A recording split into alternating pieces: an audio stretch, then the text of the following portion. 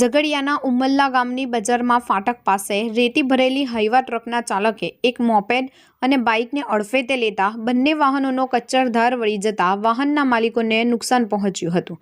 ઝઘડિયા તાલુકાના ઉમલ્લા ગામે રેતી ભરેલ હાઈવા ટ્રકના કારણે વધુ એક અકસ્માત સર્જાયો છે। રેતી ભરેલા ભારે વાહનો બેફામ રીતે દોડતા હોવાથી અવારનવાર અકસ્માતોની ઘટનાઓ બની રહી છે, જેને લઈ સ્થાનિકો ભારે પરેશાન છે। ત્યારે આજ રોજ પાણેથા તરફથી રેતી ભરેલ હાઈવા ટ્રક ઉમલ્લા 4 રસ્તા તરફ જઈ રહી હતી।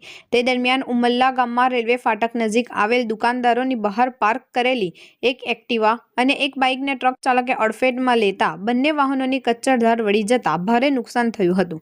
ઘટના બાદ સ્થાનિક લોકોએ ટ્રકનો પીછો કરી તેને રોકી દીધો હતો અને ડ્રાઈવરને નીચે ઉતાર્યો હતો। સ્થાનિકોનો આક્ષેપ છે કે ટ્રક ચાલક નશાની હાલતમાં હતો। ઘટનાની જાણ થતાં પોલીસ તાત્કાલિક સ્થળ પર પહોંચી અને ટ્રક ચાલકને પોલીસ સ્ટેશન લઈ જવામાં આવ્યો હતો।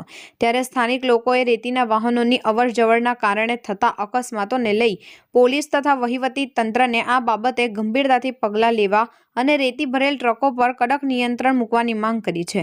નામ જગદીશ રમણલાલ શાહ। મારી દુકાનની બારણામાં મેં મારી પોતાની ગાડી પાર્ક કરેલી હતી ભીતને અડતીને, અને ડ્રાઈવર બેફામ આવતો હતો રેતી ભરીને ગળી, અને બાજુની અંદર સુરેશભાઈની દુકાન હતી, એના પતરા બી તોડ નાખ્યા અને મારી ગાડી અને મિતેશભાઈની ગાડી બંને અંદરથી હતી, રોડની બિલકુલ નીચે, તો પણ બંને ગાડીઓને અથાડીને જતો રહ્યો છે। અને પછી આગળ ફાટક કને ઉભો રહ્યો અને ડ્રાઈવર બિલકુલ ડ્રિંકિંગ હતો, એટલે ઉતરતા એને વાલ લાગી એમ, એટલે ગબડી પડ્યો હતો। બાકી એને કોઈને જાનહાનિ થઈ નથી, કેમ કે બધા અંદર હતા। કોઈ અમારું કસ્ટમર જો બહાર ઉભો હતો તે અત્યારે ખલાસ થઈ ગયો હતો। મિતેશભાઈ કનૈયાલાલ અગ્રવાલ। મિતેશભાઈ શું થયું?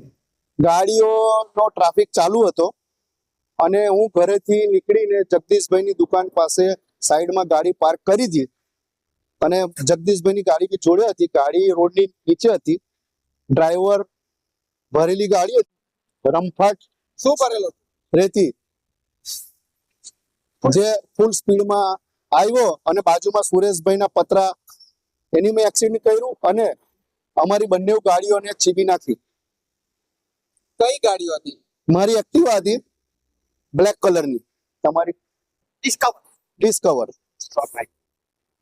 આ રોજ વારંવાર આ પ્રમાણે થાય છે, તો ટ્રાફિક કંટ્રોલ કરવા નમ્ર વિનંતી। આ ડ્રાઈવર ફૂલ ડ્રિંક કરેલો હતો। આ વિશે તમે પોલીસ પ્રશાસનને જાણ કરી? પોલીસ પ્રશાસનને અત્યારે અમે જઈએ છીએ। અગાઉ બી આવી બધી ઘટનાઓ બનતી રહી છે। હવે સાહેબ,